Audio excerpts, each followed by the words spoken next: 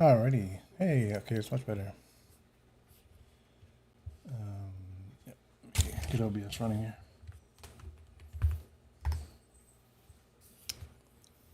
We're doing some live coding today.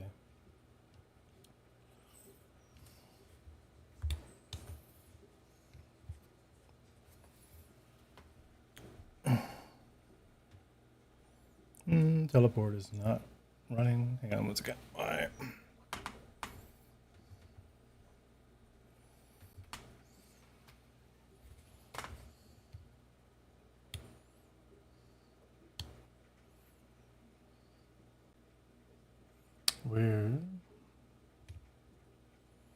We're capturing it. Is it not going out to teleport? Or is it only on this screen?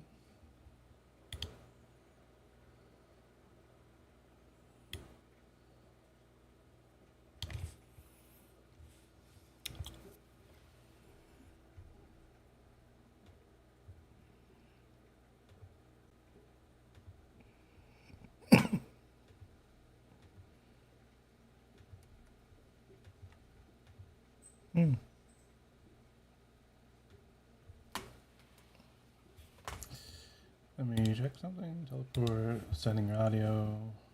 Okay.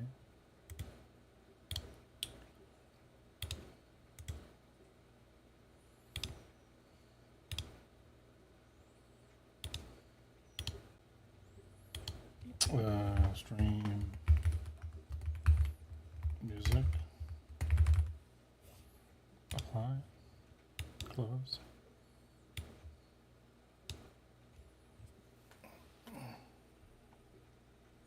Do I need to add it?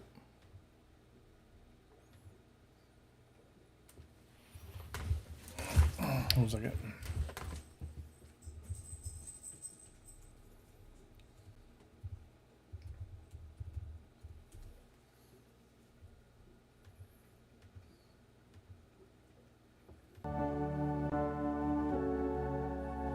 Okay, I guess that works. Weird that it's not coming through naturally. But nice, you guys should have some music. Okay, so what we're doing today, we're really prototyping. New year, new flight model.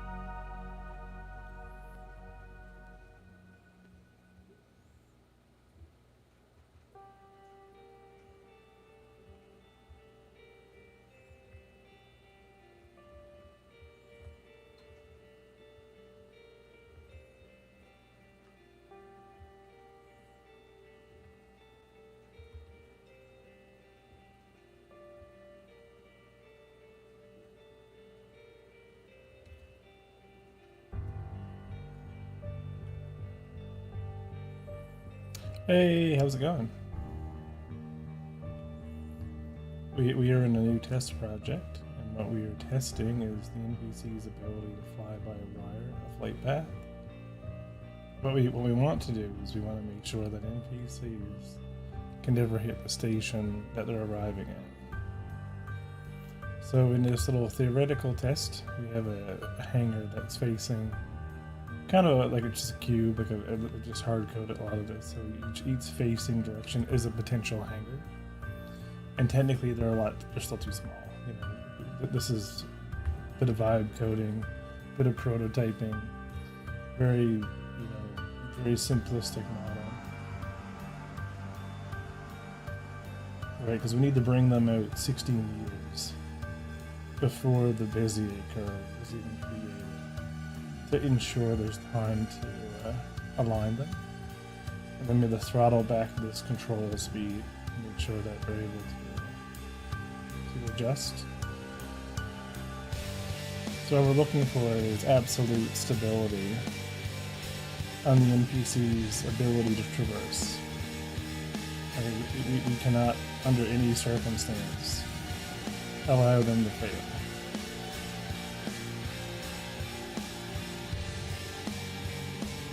So we're just playing. Yeah, we've already done that on the last stream. The problem is we need to move them into the new hangar system.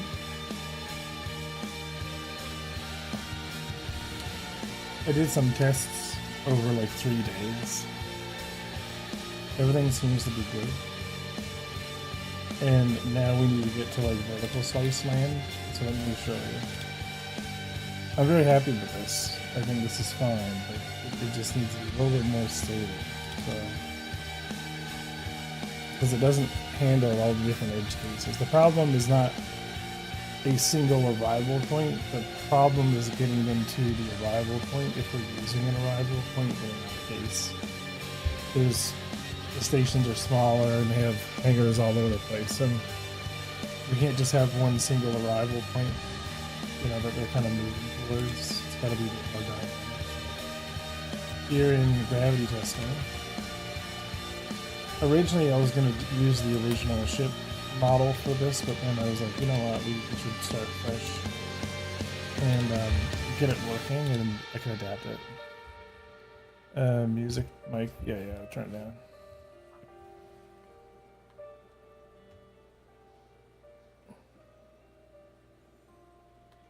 Let's do this. See how this is. Is this better? We good?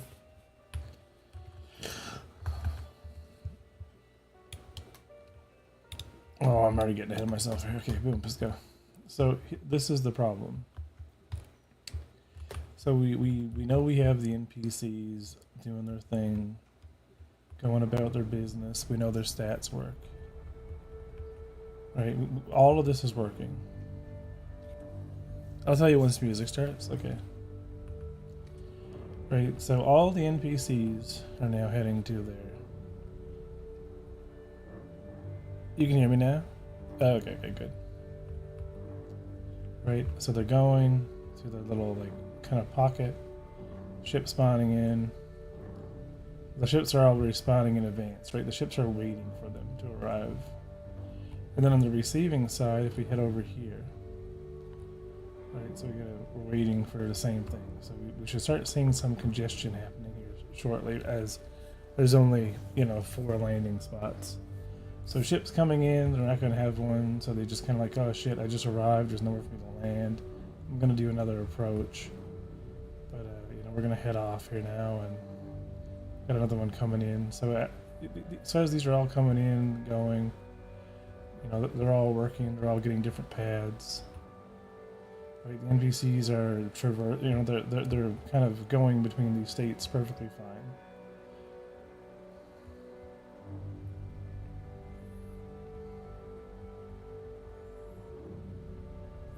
Right, so you have 2 coming in on arrival, 1 getting ready on departure. So their flight model works fine, right? And their flight model, can strafe and do all kinds of way more crazy things. But we need to solve an equation of a more simplified flight model. And I won't say it's simplified in the science, because it's not a simplified flight model, it's the hardest flight model. But if you have a ship, and the only thing the ship can do is rotate, that's it. It only has torque, as an example, right? And it can only go forward or backward, or just forward in an example thing. Then you theoretically have a rocket, right? You have a rocket. And although you can retro, in this case, if you don't have the ability to strafe, you can only kind of turn.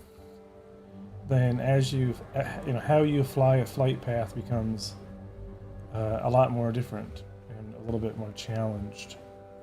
And what I want basic ships to do, so like basic ships as in, ships with really low skill, I want them to only rotate. They're a lot easier to take down as a player, because they do appear to be kind of strafing per se, simply because they have momentum, right? So as they're kind of turning towards you, but they're not rolling. They're not very smart. They're not trying to do anything clever. They're meant to be dumb. So basic ships just turn towards a target and shoot them, right, and move towards targets. But then, as they're turning and following a flight path, they have to burn off all that excess, momentum of their own rigid body forces. So that's where it gets kind of weird in the simulation here, because like what to me, it seemed like the simplest thing in the process of getting these guys. So as they come in, like let me kind of show you what I mean here. So right now we're applying, we are doing a forward force, but we want them to follow this flight path. So they have the sample points on this curve, but they have mass. So they have to kind of, see all that forward momentum they have to burn off. If they can't strafe, the only way to burn that off is to kind of go into the opposing direction with a little bit more of an angle. And then, obviously it'll kind of normalize itself, right? Because it's just following this point, right? And then the same thing, as we align itself to the vector we want it to kind of ultimately reach, right? It'll go. They're trying to attack me. There we go. They'll go off along their way. So in their primitive form, without taking strafe into consideration, we want them to navigate. We want them to move from A to B, land, take off, turn around.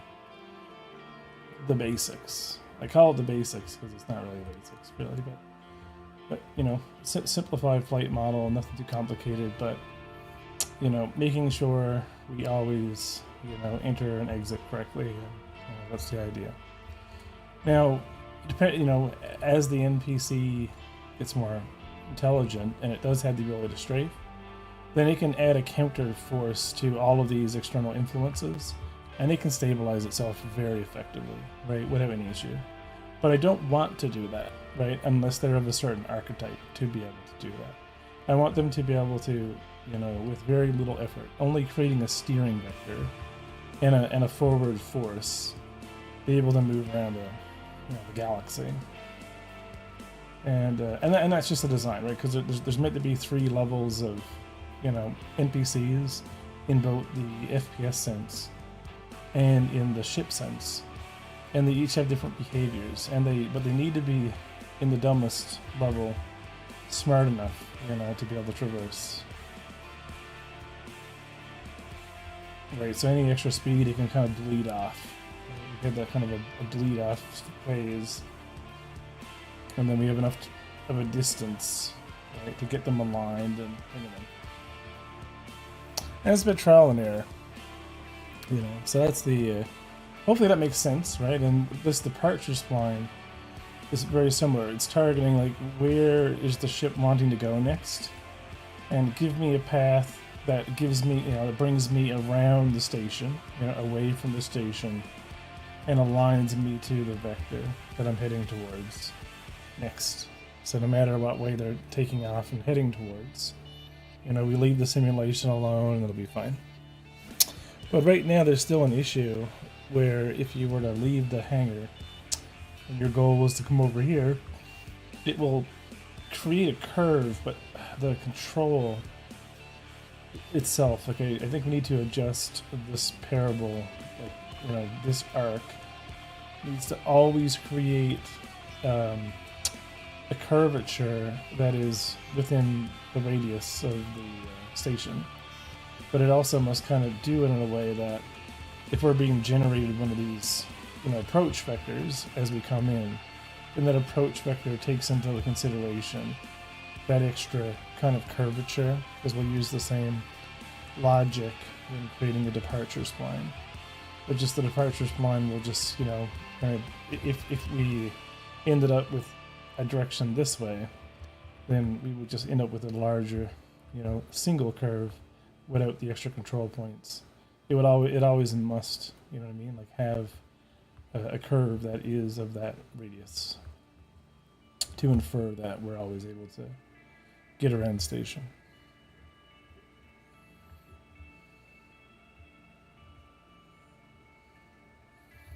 So this is all new, to me anyway, and just like, and I just want to find simple ways of like hacking it in.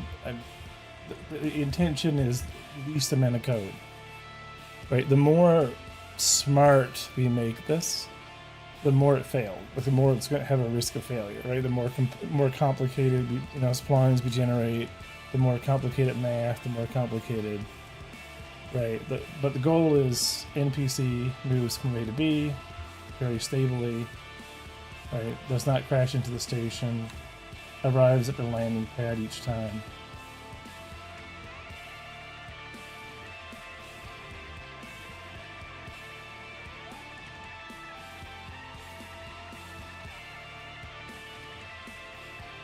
I don't know why their debug point is so far to the right.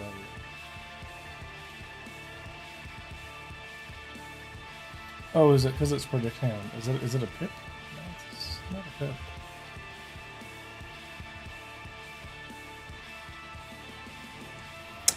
pip. You can't do it.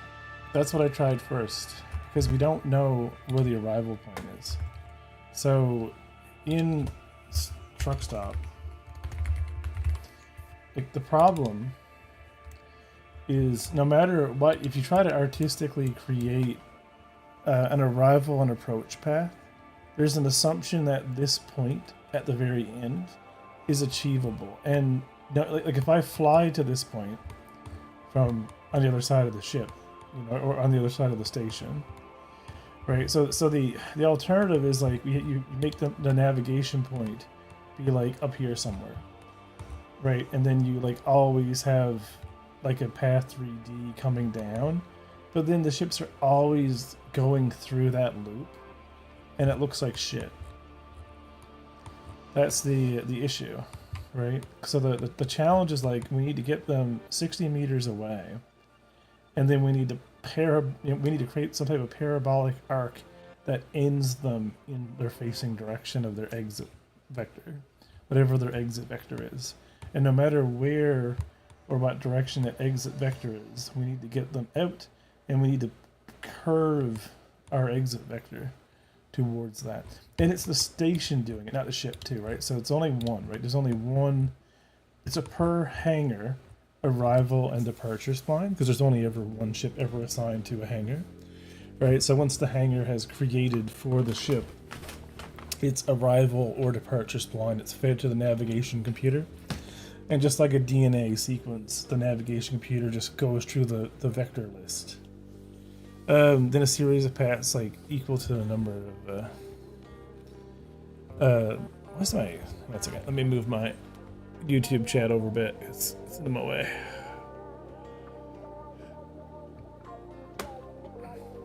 Yeah, because it already does all of that. It already picks one, and it's just, and my array of vectors is right now just a representation of a very basic spline. It's a Bezier curve.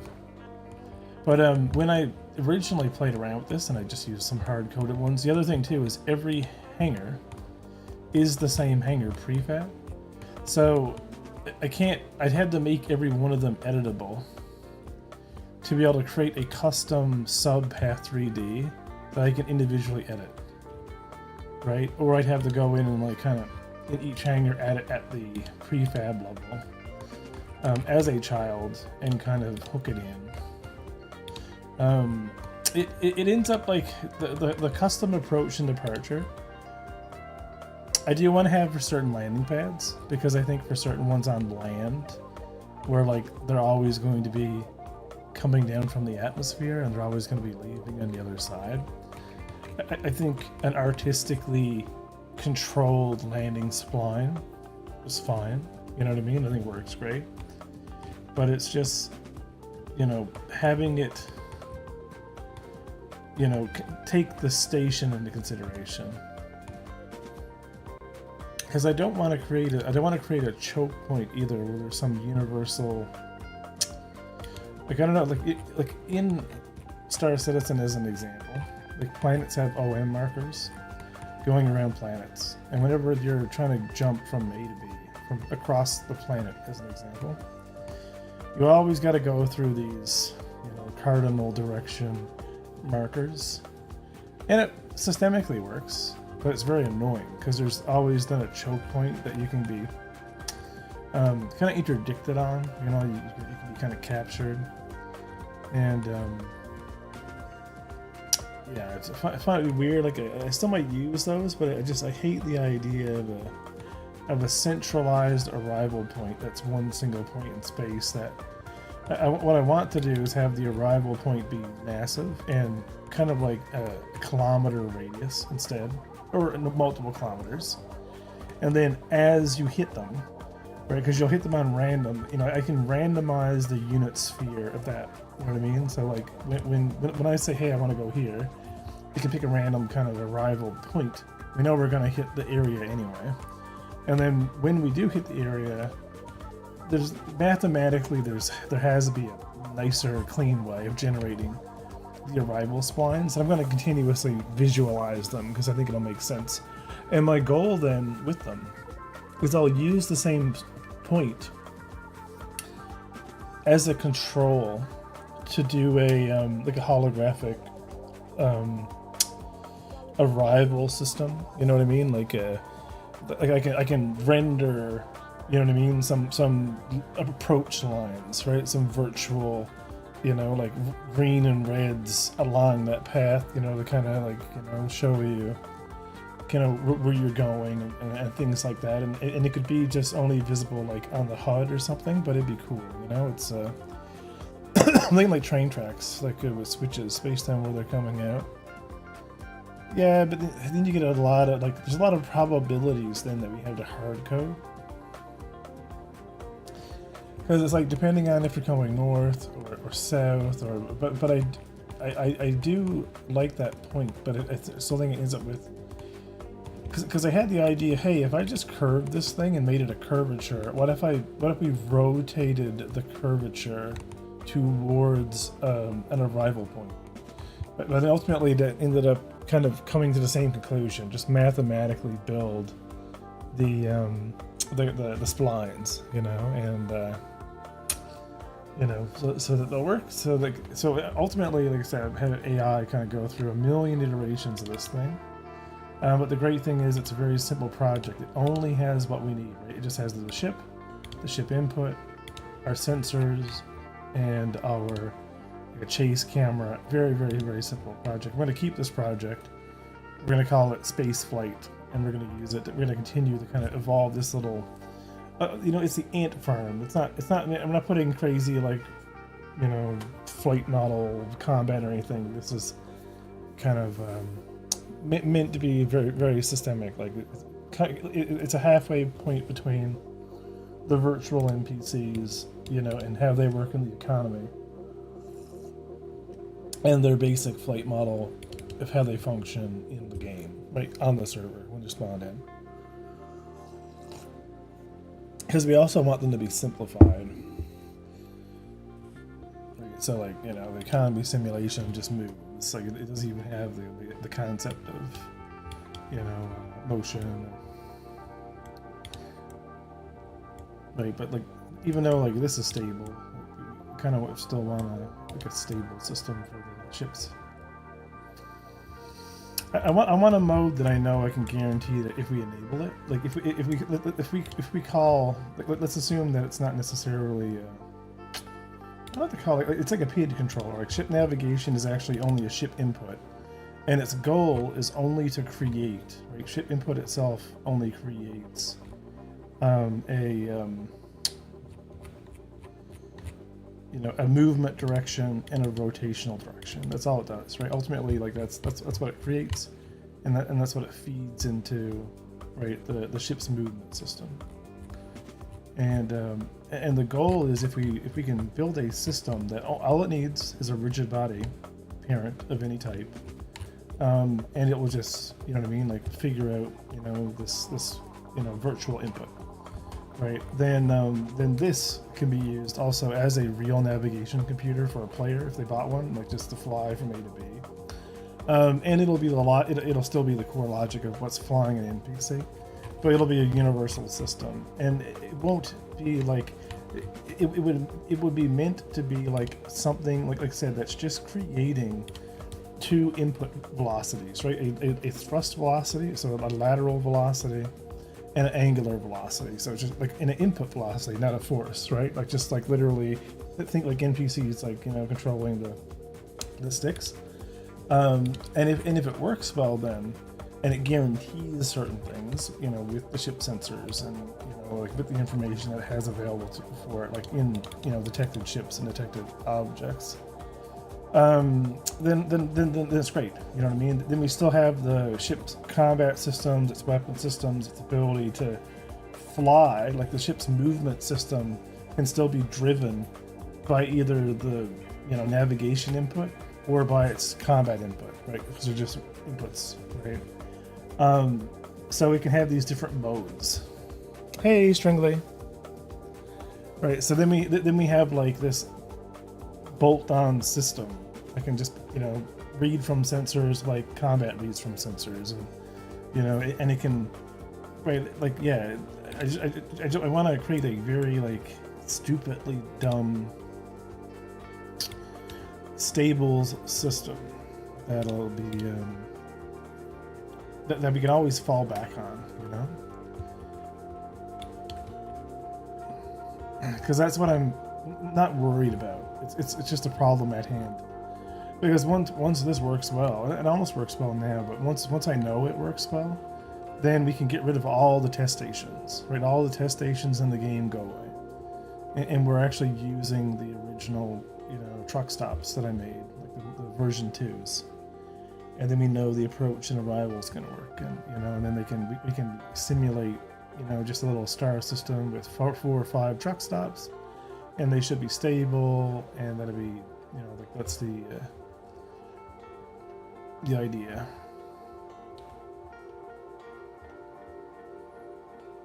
But this is the last weekend before I got to go back to work. So it's like it's the beginning of the year. I want to kind of try to break this year up into 12 sprints, and I would really love to start. You know what I mean? Like we'll start off with the all the things missing. You know what I mean? Like just to kind of get this thing kind of playable. It's fairly playable now, but I want to enable the system to allow us to do weekly missions. Like I want to go to this like a mission board. We have a mission board, but I want one that's like like when you log into the game, there's like, here's a bunch of things to go do, and you can go do them, right? Kill X pirates, right? Mine so much ore, mine so much hydrogen. They're like weekly objectives, but they're weekly objectives that if completed, they help test all the different systems. Like I can gamify specific testing, right? Like once we have more of an environment, like a world environment that makes sense. It's not just a bunch of like like square boxes, right? Deliver X and Y to Z. Find this faction, right? Kill NPCs of X faction, whichever, right? And that might cause a bit of chaos, but.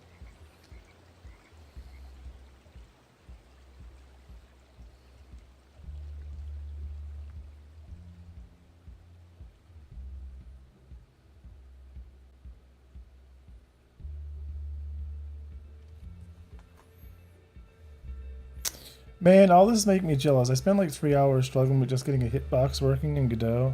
I did get it. Hey, that's all that matters. That's all that matters, caffeinated. Everything is trial and error. I was helping someone on the Godot Discord earlier today. They were building an interaction system, but they were doing it kind of in reverse. They're putting like the area on all of the objects, right? And you enter the area and you can interact with them, loot the item. And I was just explaining how like you should have an area on the player, right? And then all of these rigid bodies and static bodies that are around you will enter this interaction area, and then you can, via the list, right? You just have your own internal list of interactables, and whatever the closest one is, when you hit the E or I, that's the one you loot. And the interesting thing was, because he was working on this for a bit and he got it all working and everything. And I was like, when I was first making my 3D panels, I did the same thing, right? I made an area on every panel, and when you enter the area, it would turn the panel on. It would do all this logic. But then I had like literally input processing happening at the panel level, like for every single 3D panel, which I ultimately solved by ray casting. The player's own ray cast hits that static body. If it is a panel, it sends in the input and it does what it needs to do, right? Wakes the panel up, moves the virtual cursor, does what it needs to do, no performance cost. But hindsight's 2020. You don't know how to effectively do something until you've exhausted all of the ways of doing it. And even once you figure it out, right, like you've solved the equation, you still don't know at that period of time if it was the better way of doing it. Because until the specification of what it is you're trying to do changes, you're like, oh shit, this was working for me like months ago, but now I need to do X, Y, and Z, and now the complexity has grown. And then as you start looking at it, you're like, wait a second, I could have been doing all of this in a lot more of a simpler process. But you don't know that until you reach that point. Right? You don't know what you need until you need it. And you can't necessarily guess. It's a process, right? Refactoring is a process. You will always refactor. You'll always be, rewriting systems. You're not making a game. You're maintaining a code base. You know what I mean? You're maintaining this complexity that's growing every single day. Every day with every new script, your project, not game, but your project, is gaining complexity. It's growing and growing and growing. And your mission in life has nothing to do with the completion of the game, but the maintenance of the project. Right? As for every month of hundreds of files you add to it, you know what I mean? more complexity will make it slower and slower and slower and slower until you get to a point that adding even the smallest feature takes the highest amount of effort.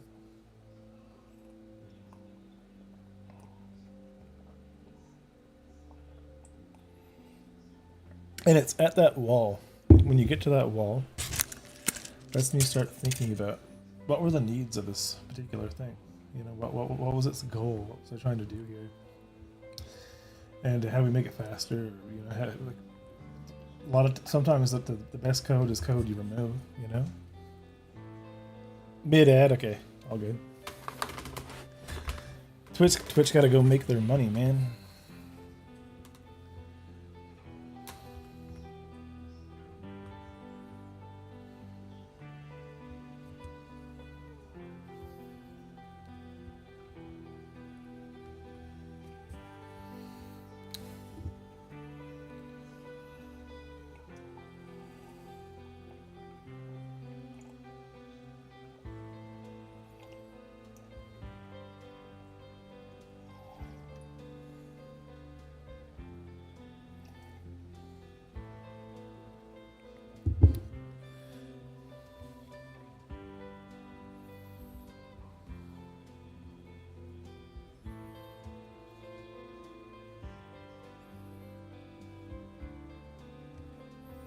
Welcome back from the ad.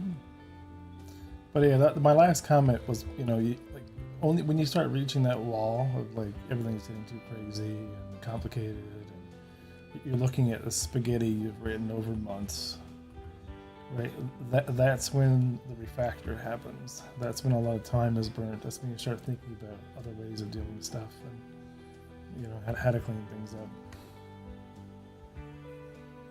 It's the sad reality is it's you know, only experience teaches you the right way of doing something, because the right way is just the final rendition of how you're doing it. Right? There's 1,000 ways. Not all of them are correct.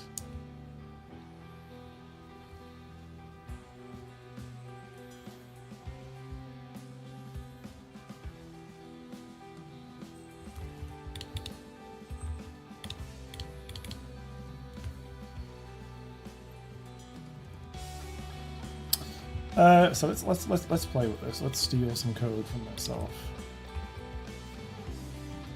Well, I got all of 2026 for it. What's your New Year's resolution going to be, Caffeinated?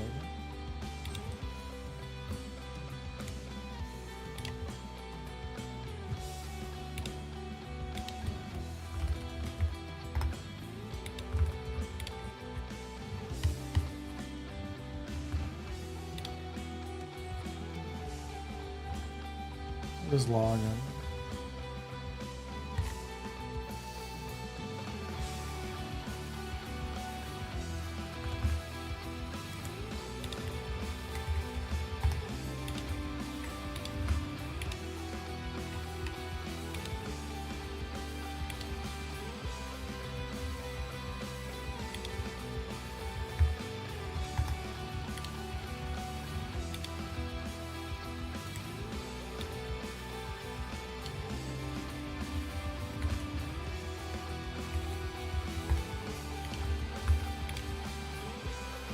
New Year's resolution: one, be more structured, no more blendering for $8, not touching it for a week, no more programming for a week. There's anything else. A bit of gameplay.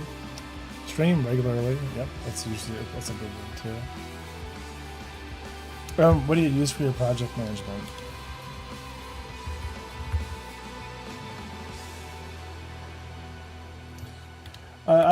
We have to, man. We have to make some progress. We need to get the stuff playable. I feel we got to get things playable. You know, it's I should we get expression body this, but because we're subscribing to a single, we can't.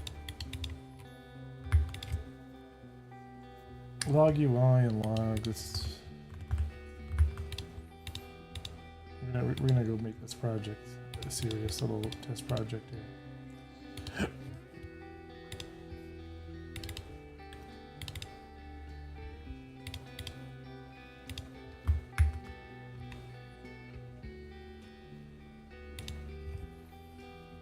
Paper checklist. My brain won't recognize digital checklists as important. Oh, really? Cool.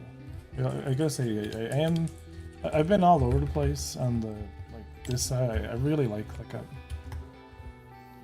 a not sponsored in any way,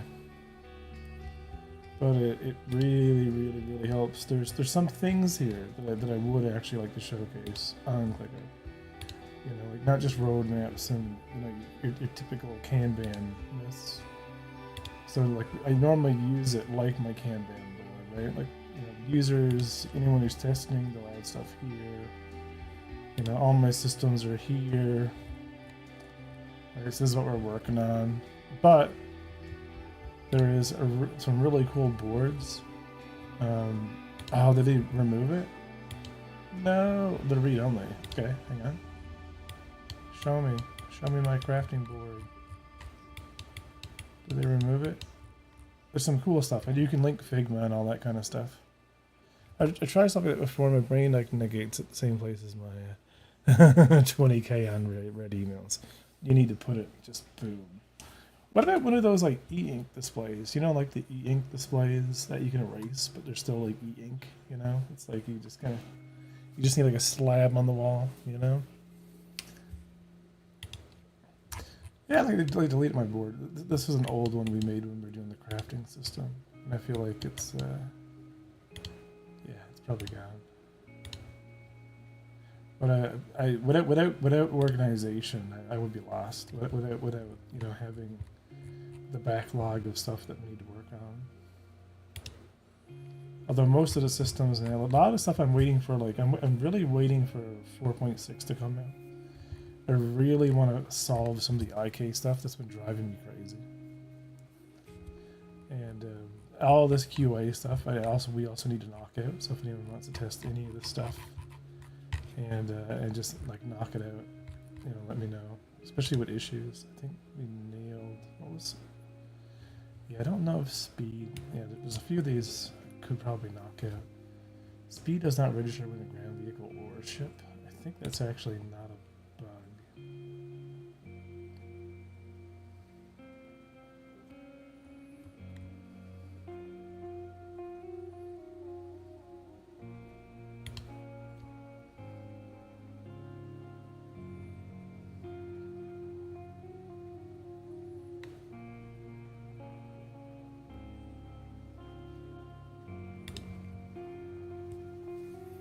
Imagine they drop their phone and they're now holding what? How's it going, nuclear ducks? Imagine they drop their phones and they're now holding E equals MC squared.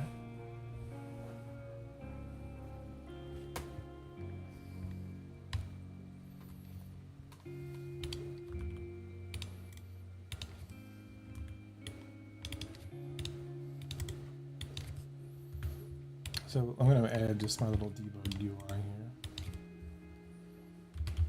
as a panel.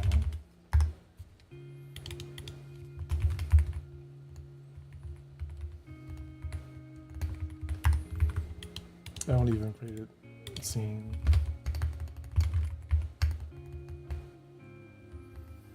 Or log UI, shall I? Panel log UI.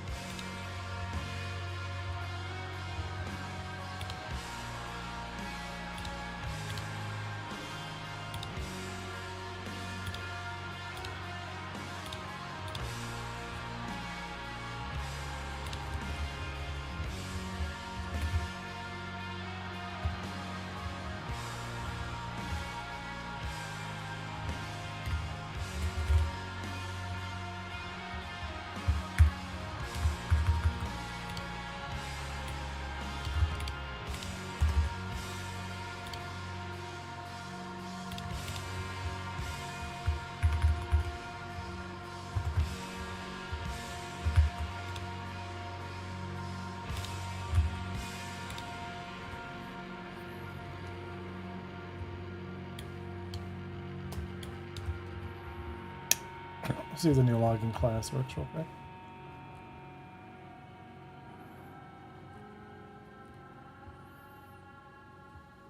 It does.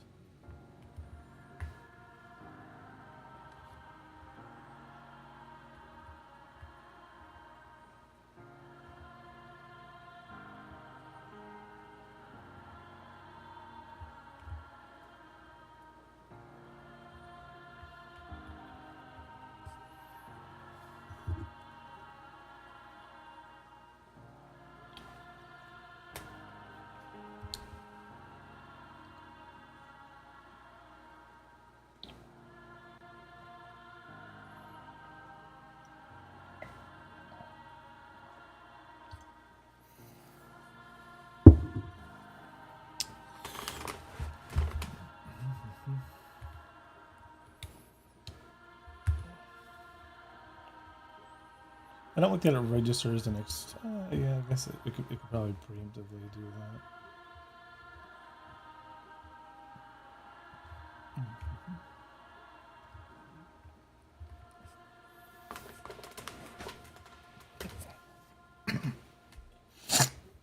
Let's make a prototype station hangar system.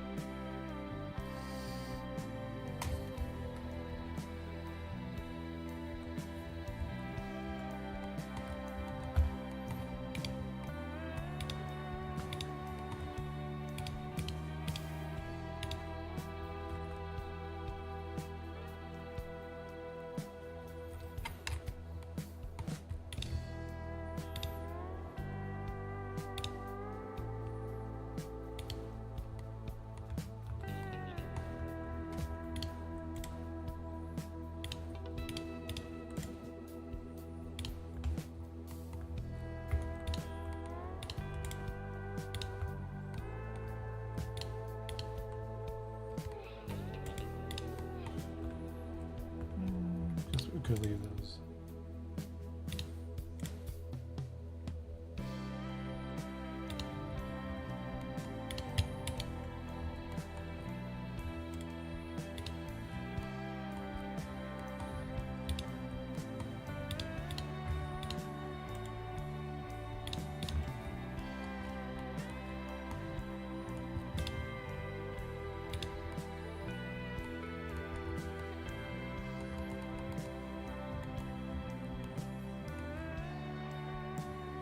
Back. Sorry about that. Had a thing to take care of. It's all good.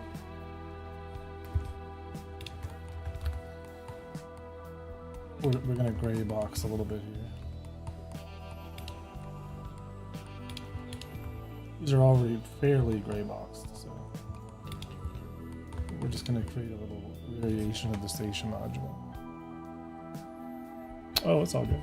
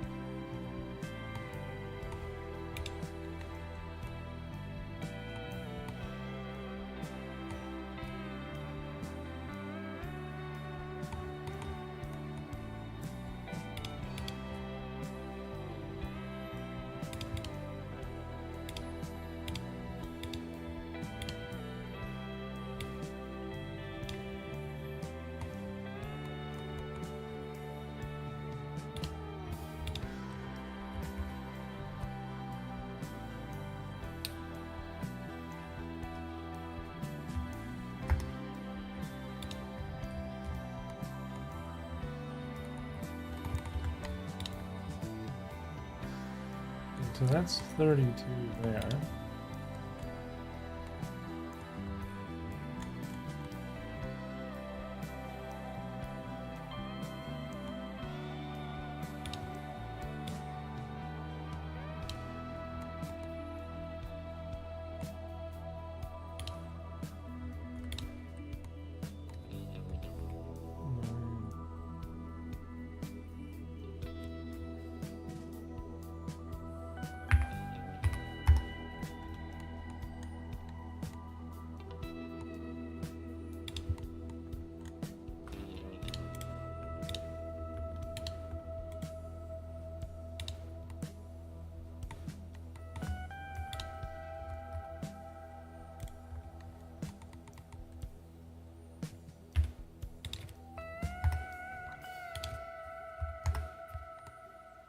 Okay, so the middle of this thing, we're going to assume these are 32, right? 32.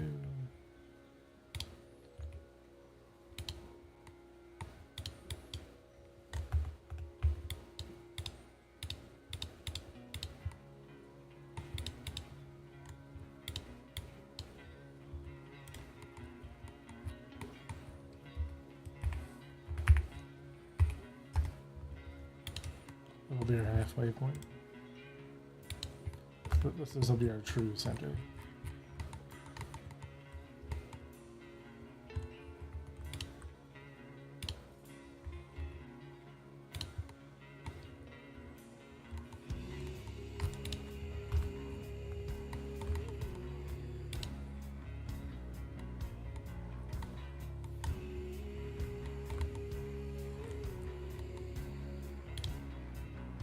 Okay, so that's 8.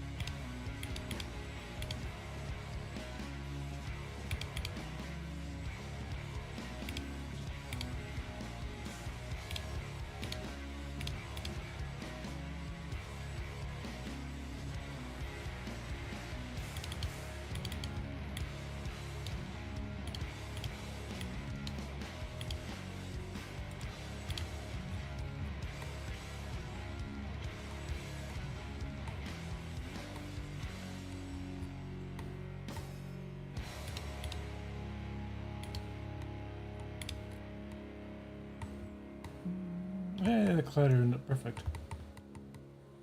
Excellent work, physics.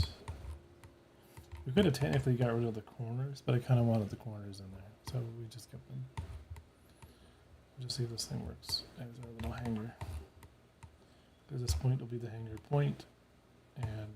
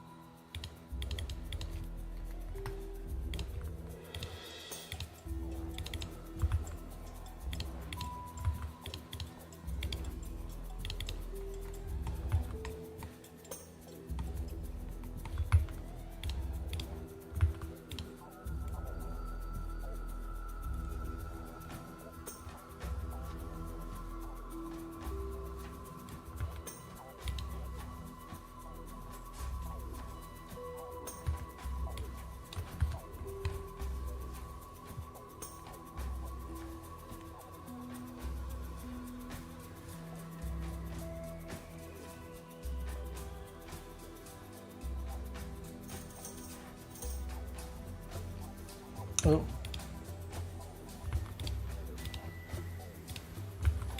no hangers. Hanger 1, hanger 2.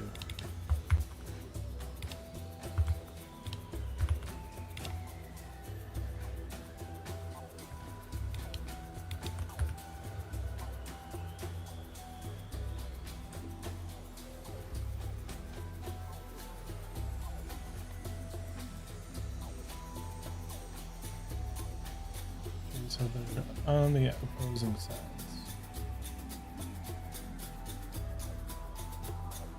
Okay, so they are aiming to the right point, but they're backwards. Okay, and the physics is stable. So we can kind of bounce around, we're good. Bang, bang, bang. Try to turn around inside. It works. Okay, good. Okay, so they are stable, they're just not capturing. We need to turn around the model.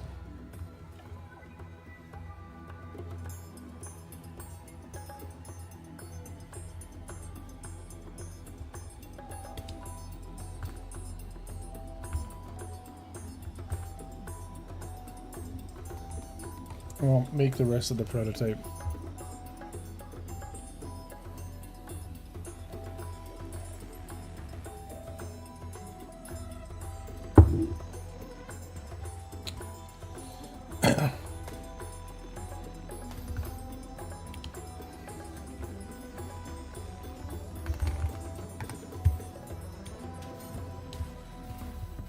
I'll give you a shout out as well. Caffeinator.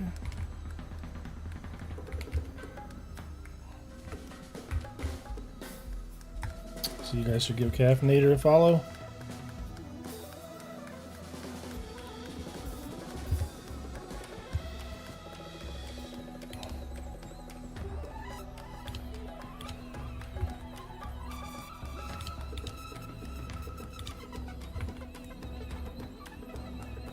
Yeah, so the hangers are working, the models are backwards. Yeah, there's a blender. Yeah, so yeah, 1Z4.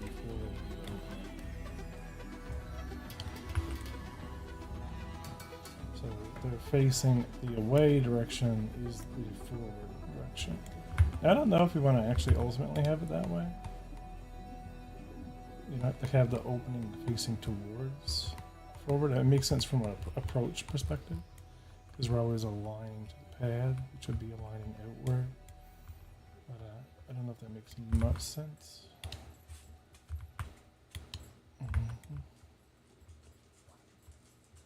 Yeah, and then these can rotate.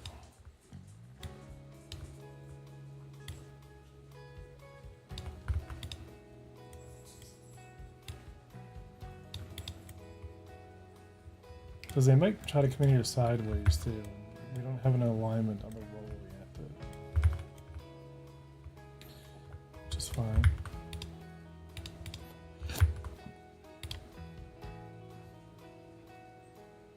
I just want to get them working and constrained.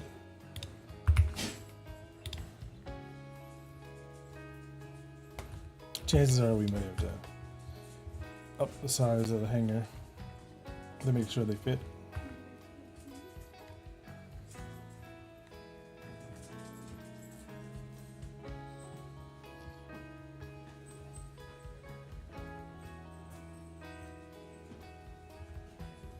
But I trust the code, and the code should bring these guys into the hangers perfectly fine.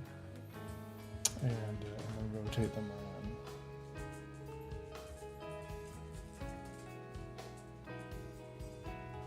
Looks good.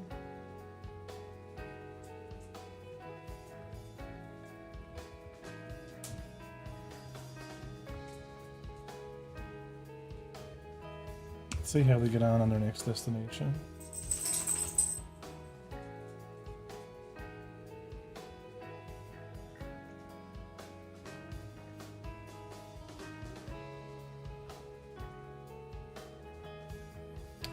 A little bit more of a different angle.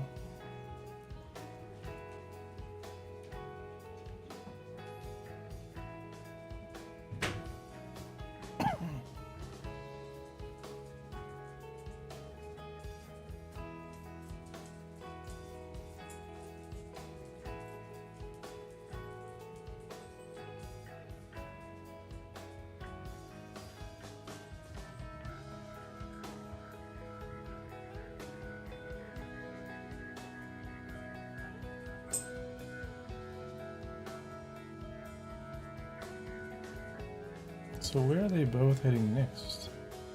The angle suggests here towards this, but the curve is not that controlled.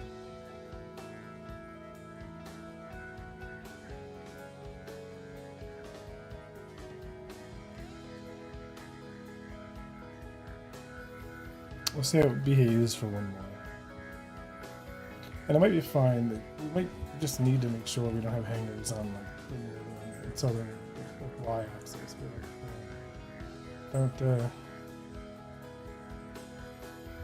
I want to make it work for everything. It doesn't matter where we stick a hanger. We should just find a way to the hanger.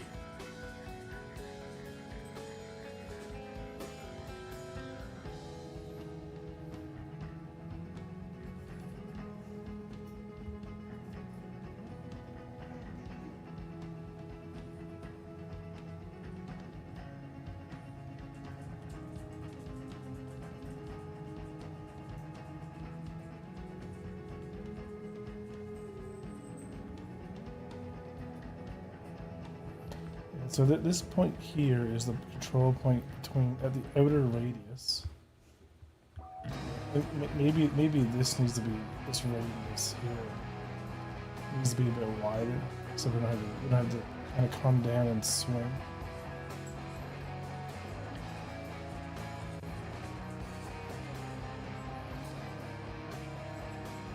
But overall, I think this looks fine.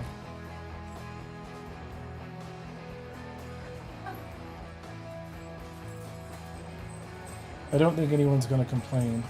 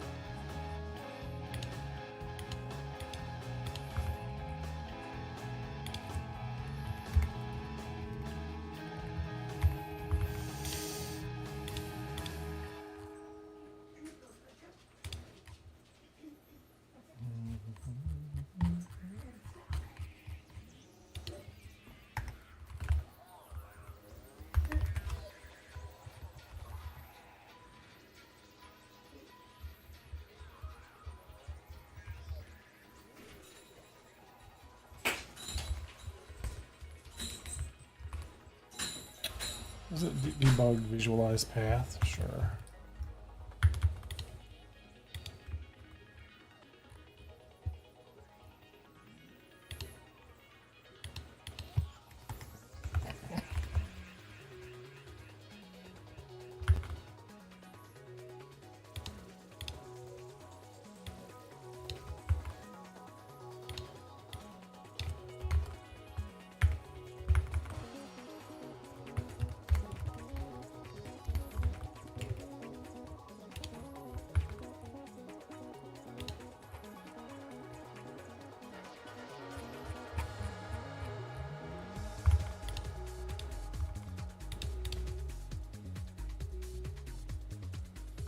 I wanna leave the red debug lines on, but I wanna just see what it looks like when the ships are only kind of navigating debugging.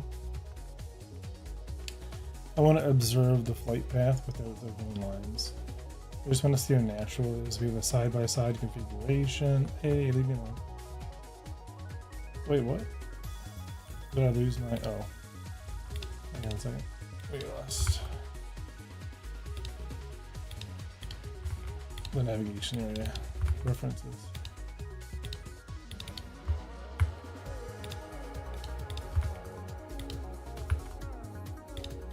Because I made it cleaner.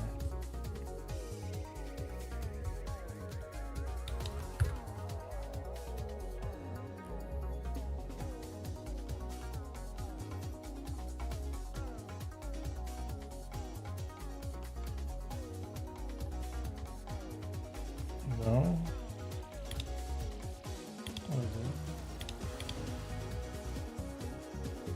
Update. Oh, don't actually update visualization if you don't know this.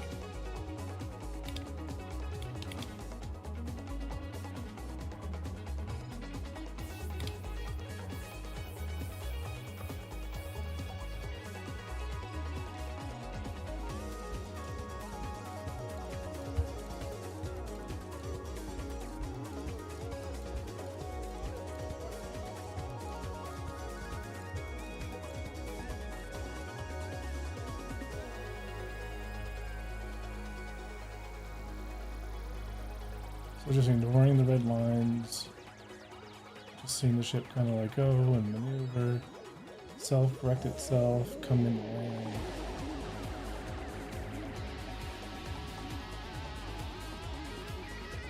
Looks good.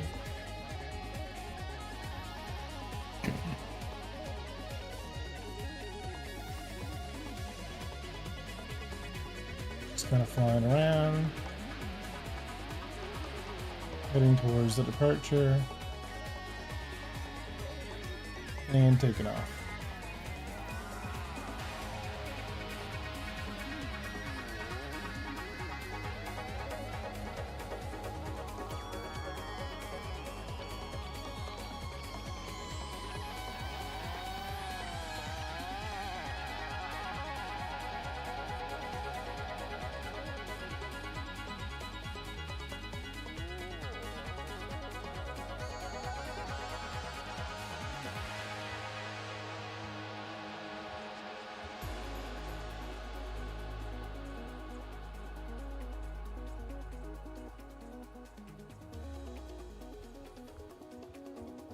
Yeah, that's good.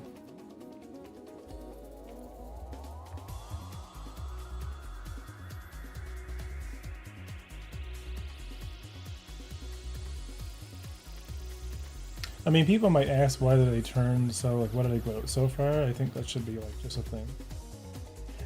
Like, it's a fine rule that they must depart a certain number of meters before maneuvering.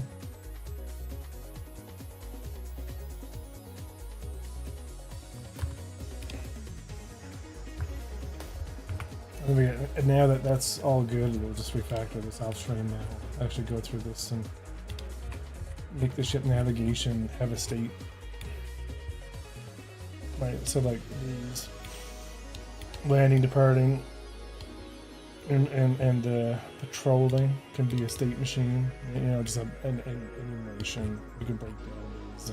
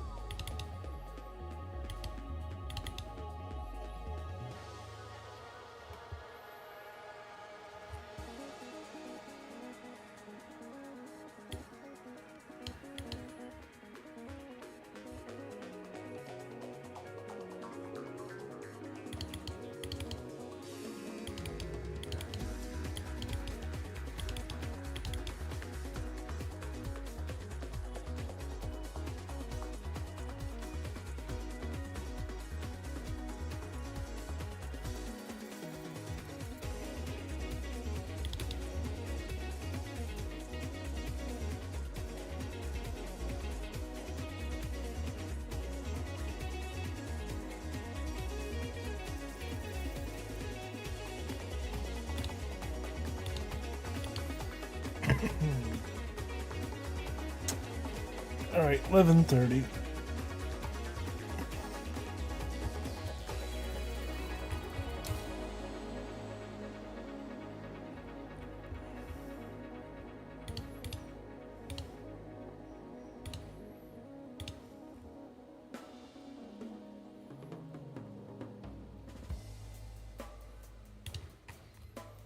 Yeah, I would like to get the smooth. I think we'll get the camera, like the follow camera, working in this test project because we haven't made one, and it'd be great to get one working. I think I might move a gray box version of the ship in here in this test project, so they represent the bounds a lot more effective. And I think what I want to explore tomorrow over the weekend is the idea of creating a dynamic AABB. So what I mean by that is like we've set, a couple of hangers, so we can place them wherever, right? Like it's meant to operate uniquely. Right, here's the up of the hanger. Right, we know it'll work. So what I want to do is create like a custom tool that'll create a bound, and this would be the full like stations bound. And it could either be like cylindrical, or it could be, because it would really be like a cylindrical, object would just be kind of like a capsule shape but clamped. So it'd be like because most of the stations are either going to be a cylinder or they're going to be a bound. And it'd be cool if we could just define that volume and then have the station system calculate kind of like a bounding area that the hangars themselves will use when doing the departure and arrival splines. In other words, it doesn't need to know anything about any of the objects for avoidance in this case. It only needs to understand itself. And because it understands itself, it understands the station's total bounds. Obviously, flying into them still needs to be a thing. We don't care about that. We just care about them not flying around, right? The total volume of it. It'll still go around to that outside, and like it's still going to go on the approach, right? Because the final approach line, or the final approach path, is the 64 meters of traversal that each ship will make anyway. And I think then, right, then the user would just either ultimately use, set the hangar's total area, or the station's total area, and then it can then pathfind kind of around it, like kind of like take it into consideration, like come out of the bounds straight, and then take that bounds into consideration, and then all control nodes that are driving the position will kind of use the bounds as its kind of control. So don't pick a point within the bounds when building the final spline. So it'll kind of curve out more natural, and then that should always not have players hitting themselves. So that's cool. That's what I'll prototype, I think, tomorrow. But we'll leave it here for now, working in its basic state. And I think I also want to bring in a few more shapes into this project that represent the modules themselves, so that we can maybe, it'd be cool if we could look at now maybe procedural, the procedural generation of the station, not from a small sense, but just from the modules themselves, like just putting together the big chunks and creating this dynamic, set of bounds, like an array of bounds, and seeing if it can handle the generation of traffic and control splines with it. Because that would give us a lot of relief. Great music on Talk Like That. Holy crap. Beat the Devil's Tattoo. Black Rebel Motorcycle Club. Cool. Alright, I'm going to end it here on the YouTube. I'm going to go find someone to raid and down for this evening. I'll be working on this on off stream. If you guys are interested, probably check out the Unforgiven Space Discord, which is unforgivenspace.com. And I will be in the studio chat for the next hour or so. If you guys are interested in powwowing, feel free to join it. Unforgivenspace.com. Bring you to the Discord. We have updates Everything that I'm working on is pretty much here on the Discord. It's all of the Git changes, test builds, and progress updates.